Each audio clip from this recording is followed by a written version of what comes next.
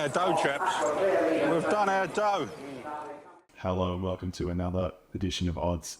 Week 36 we are up to, and our betting odyssey is going all of a sudden in one direction, down, down, down, down. Now the overall return is just under 4%. We are for the first time in comparable cash rate territory. We had soaring highs of 30-40% early. The trend seems to be that as soon as the AFL season stopped, one of the only sports I'm really concerned or anything about, we have started to flatline. We've lost money on sport, and we've also not been getting consistent bonus bets back, and that seems to have brought the overall profits down. Racing went up about 7.3%. However, that's been propped up by continual investment of bonus bets that were coming from football.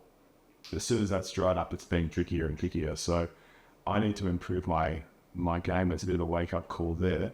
So up 7% on racing, down 7% now overall on sports. Overall, we're at about 4% profit, but the ASX has just roared ahead to 9.5% return. So we're being slammed and we need to fight back. So this week, it's really, really good autumn racing. Flemington's back in full force. Expressway Stakes, a lot of the Derby horses are running there. Black Caviar Lightning, fantastic field. Marzu versus Mornington Glory brings that Mooney Valley form. Joy for Fortune Wailers to the style, sort of more listed grade, but still capable. Philosopher, similar boat. IME, more in the group category. Benedetta, quality. Stratton Angel, Skybird, we're starting to threaten last prep behind some very good horses. Growing Empire, the young star of the spring back again. And Switzerland, that dominated later in the carnival. Flemington beating Bellatrix Star as favourite. She played great field. Traffic Warden as well, for the under $10 category. So Flemington, excellent races. Sydney as well, Expressway Stakes, Tramway Stakes. Going to throw a few dollars at Eagle Farm for some outsiders. For the rest, we'll sort of leave it. Good racing at Pinjarra. They've got their 2-year-old classic and 3-year-old trophy. The Cup must be coming soon because that's always sort of end of Feb. So that must be on its way. Lots to see. Good races at Matter as well. I'm just going to stick to Flemington just due to time, basically. This week I was very time-strapped and just invested mostly at Flemington. We'd like to look more at Randwick, especially the Jolie Star race and the light fingers, but it's with busy lives, we have to do what we can. So I'm just going to try and use the promotions, the bonus bets back in races 1 to 7 at Flemington and also at Randwick. And then the rest, just backing a few outsiders where I think we can get some profits, a few favourites where I just think it's the most sensible thing to do, even if I don't necessarily rate it as a 5-star special or anything like that. So anyway, this will be a pretty quick episode because we'll just fly through Flemington. A lot of the races, there isn't that much strategy involved. It's just sort of a process of elimination of what is the best option. So Flemington race 1. Few recent winners here. Revelare has obviously been winning. Trainer Robert Hickmott always develops these great stays. Miss Tarzi was good. Kings Valley were good in the same race last time. Kings Valley sort of surged from 4th and 1. Miss Tarzi was sitting second the whole way and was, I guess, a bit flatter in the straight. Outside of those few, and you could also throw Tarvue into that mix because it's had 2 really good maiden wins. Sorry, 2 really good winners. One of them was a maiden and then it stepped up to 64 grade. 2 really good wins when it started to step up in distance to that 1,700 metre mark. Before that, it was pretty ordinary, and then it would just go bang. So, Barry 7, that's going to go forward, but only the 54 kilos. A lot of these carrying. Revelare is carrying 59.5 now, which is why it's $2.90 and not about $2.30.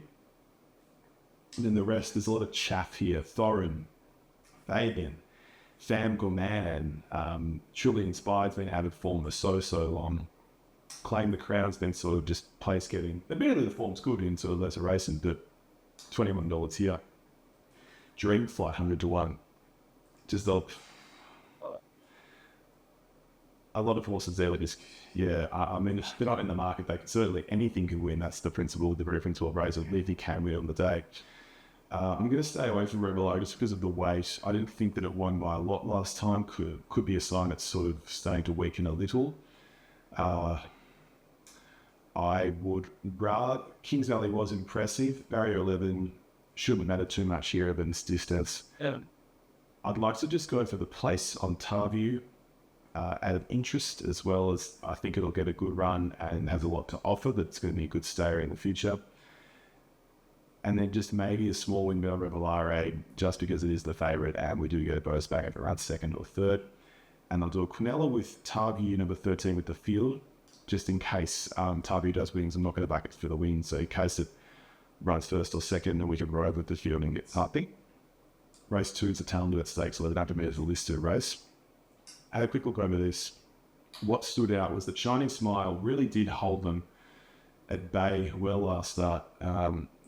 This colt just, went to the front and then nothing could really make ground on it. It was very steady for a long, for like 200, 300 metres.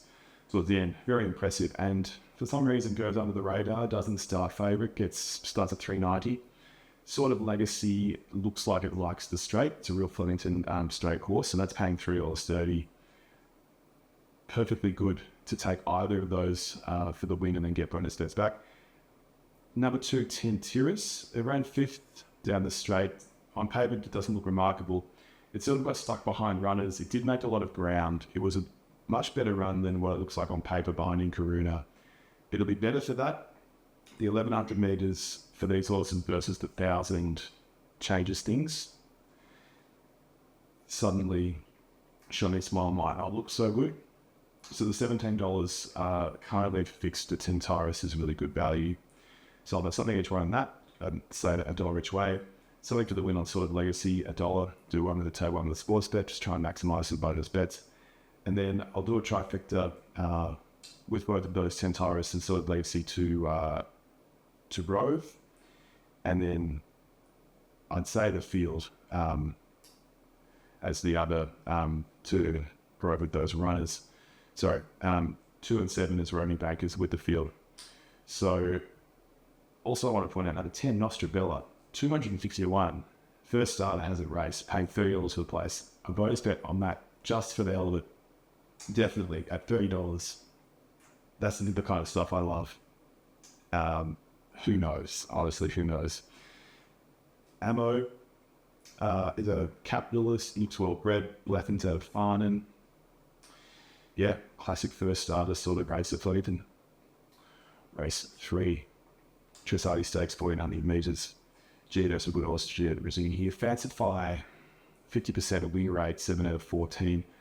Makes its own luck, goes forward. 400 metres at Flemington that's drawn a little barrier 2, so it's going to be great to do that. On the opposite end of the spectrum, plenty of ammo is not drawn well. It'll probably from barrier 8. Will it come across? No, it'll probably go back. So that's a really high quality horse, but it's better second up, especially when it gets to the 1600. So not as relevant here. Molly Bloom's more of a stayer. Miravalvaros have been up for a few runs, probably picking. I just think that it's the Fancify shades it in terms of quality. Rota Arataki likes Flemington, consider that for trifectas. Flying Fizz looked a little flat when they rode it more forward last time, when it 2 starts ago.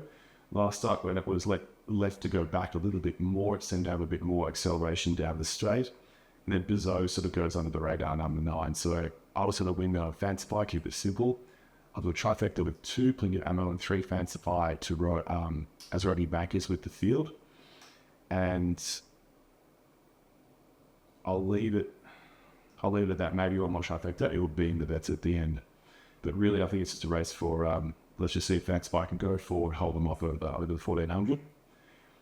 Okay, 600 metre race for grade 84. This one, the few top chances peppered through. The favourite is Verdad. Always consistent, but it's 1 of 14. This plays Telia. That's great. It's 1 of 14. Today's probably the day. Barrier 3, well drawn. Not overly strong field. Aramco, good form at Flemington. Good form in general. Run 12 first up. Likes the track. Pay $15. That's value. Savoir Faire. Love the name. 4 wins, 8 placings out of 21 starts. Again, likes the track. Sorry, no, likes the distance. Does not like the track. One side, even nothing. Likes the distance. Over the odds 23s. Ziriab, number 8, very capable. Number 12, Arcana, very capable. So I'd be looking at a Canal for 3 around 4 Savoir Faire, 6 Verdad, 8 in Ziriab, 12 Arcana. Box that. Place bet on Savoir Faire.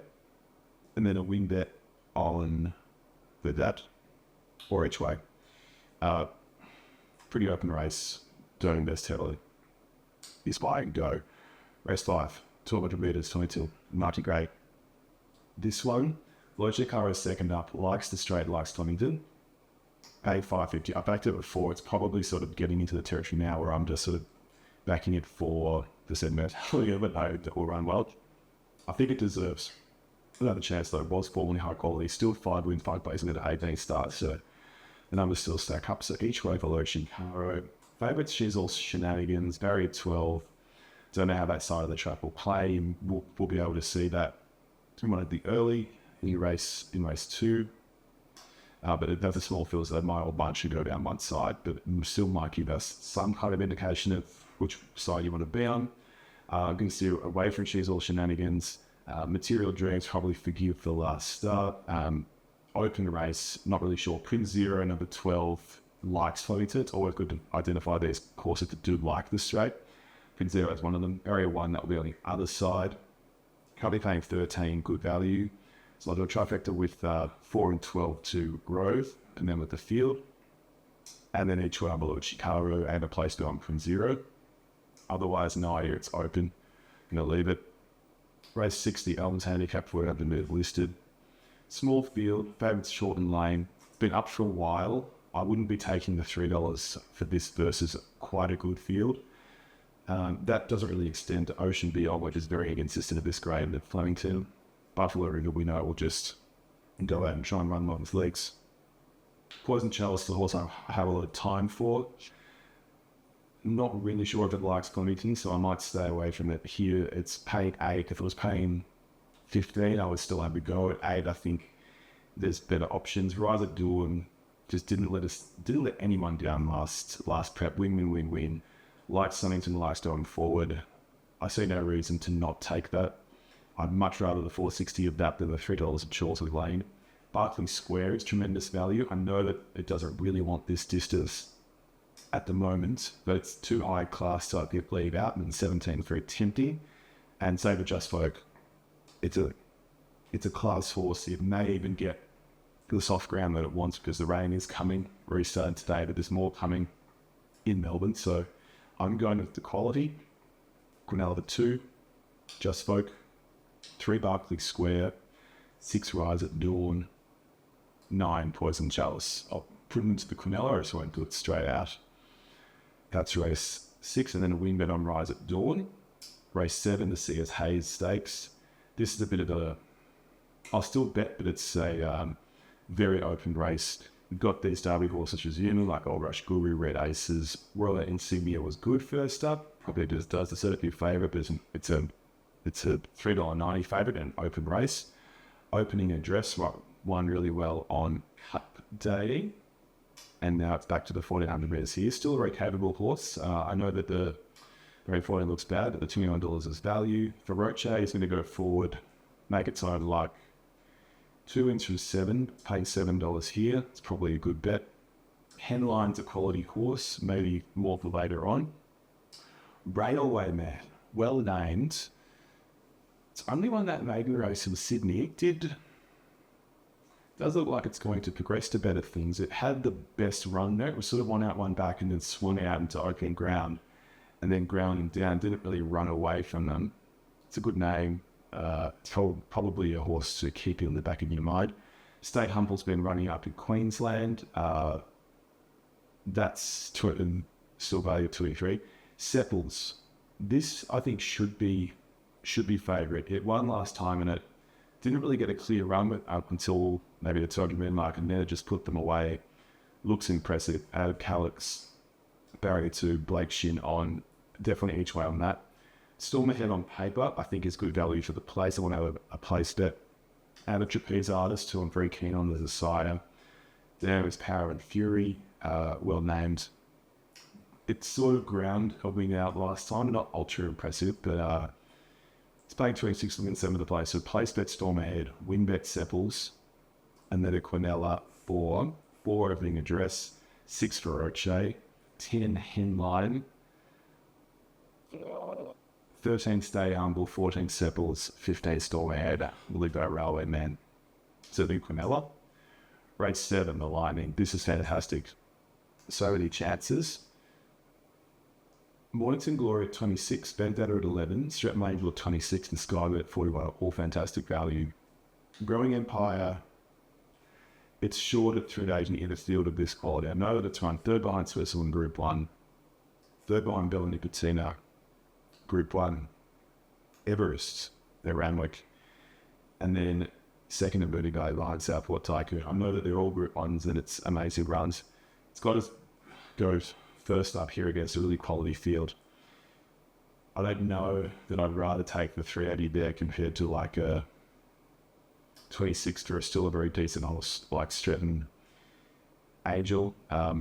Fourth behind Sunshine Paris by less than a length last time, so a real improver. Skybird been running into lesser races, but still the form's good. Placed both times at Flemington. That's something to keep in mind. I'm going to back all of those.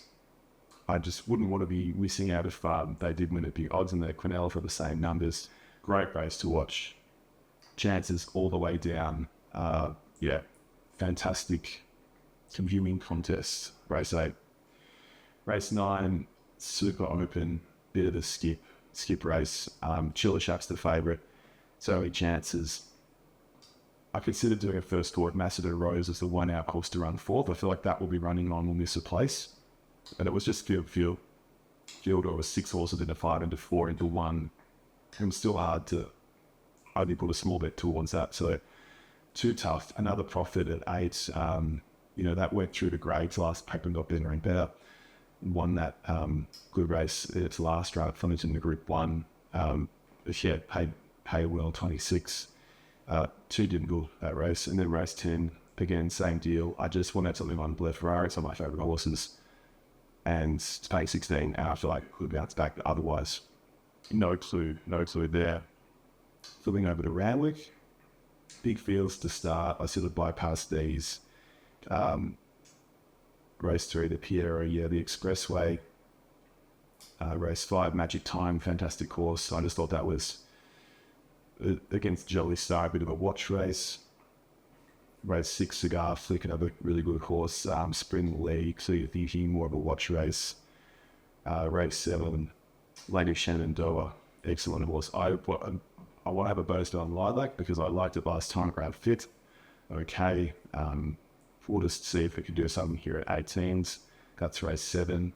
Race 8, Hollow Stakes. This is fantastic. Cheowolf versus Via Sistina versus Fangirl. I just thought that Via Sistina at $1.95 was a bit too short. If it's over 1400, I think the horse with the best record at that distance is Fangirl.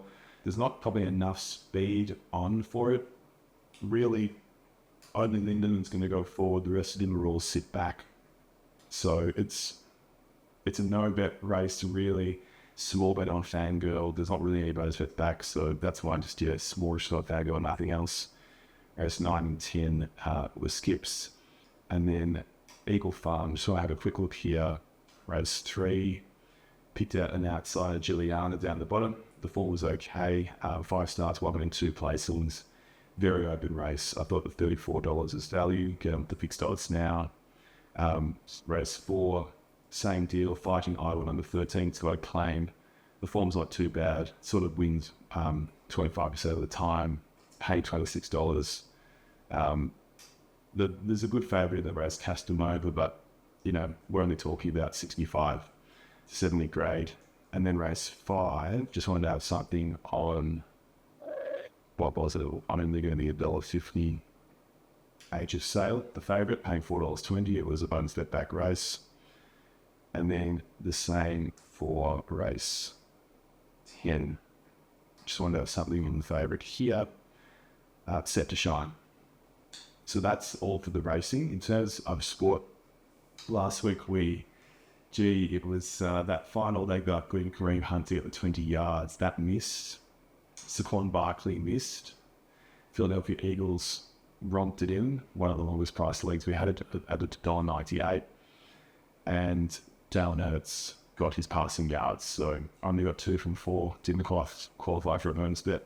Really hurts, brutal times.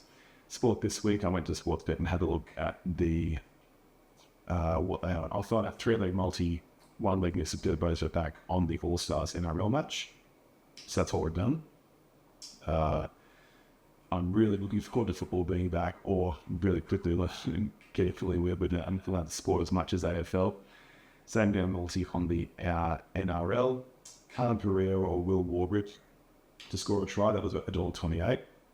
Ponga Munro or Tarvue Verdad to get a try, that was about $1.22. And then Jaden Campbell to score 4 or more points, that was about $1.14. Altogether got odds of even money $2, $20 on that. So, fork in the road week. Now we're down to about 4% returns, have to get it up. And really good racing. If anyone's going out to Lightning Stakes Day, a fantastic day. Autumn Carnival is really kicking off. So we're back next week, and good luck to you this weekend. And then came Sweet Liaison as they turned for home. Jefferson, he's been in fun every inch of the way. He's out like 2.